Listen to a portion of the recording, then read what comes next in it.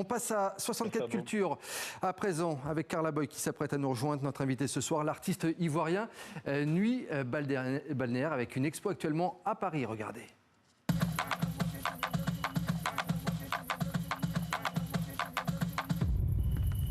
Qui suis-je? Qui je suis?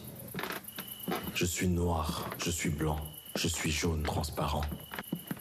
Je suis celui qui est né au carrefour des siècles, celui qui a reçu l'histoire en plein cœur. Le funambule en équilibre sur le mince fil des identités. Sous vos soleils tirants, entre le baobab et le gratte-ciel, je suis Mi.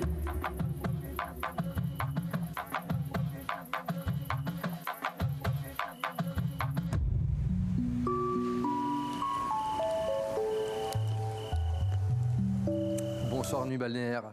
Et bonsoir Carla. Bonsoir. On vient de voir donc un extrait du film Eboro avec cette exposition présentée à la Fondation Henri Cartier-Bresson à Paris jusqu'au 4 octobre. Je voulais tout d'abord savoir, Nuit Balnéaire, pourquoi ce nom d'artiste? Alors Nuit Balnéaire cristallise toutes les émotions qui me traversaient déjà depuis l'enfance.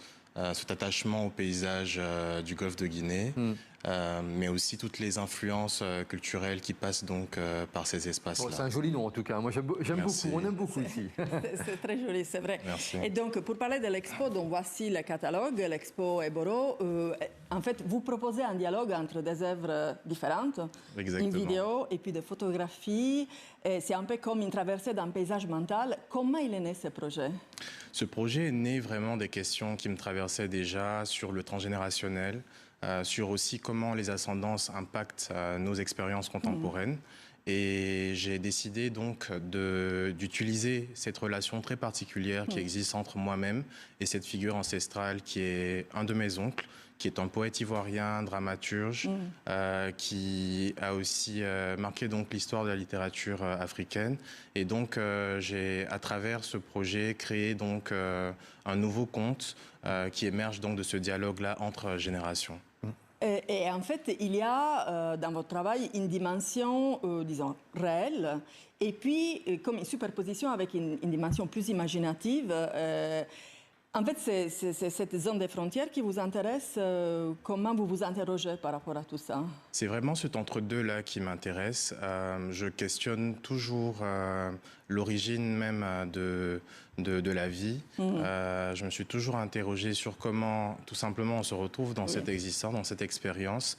Mais à travers mon éducation musulmane, les contextes aussi dans notre région qui sont empreints de, je dirais, de mythologie, de superstition aussi. Donc il y a toujours cette grande présence-là du visible et de l'invisible qui donc informe énormément donc, mon travail. Il y a un côté cinématographique dans ce travail ici. Il y a donc une vidéo, il y a, avec des références cinématographiques, je pense, évidentes. Il y a David Lynch qui est un peu présent, cité quelque part.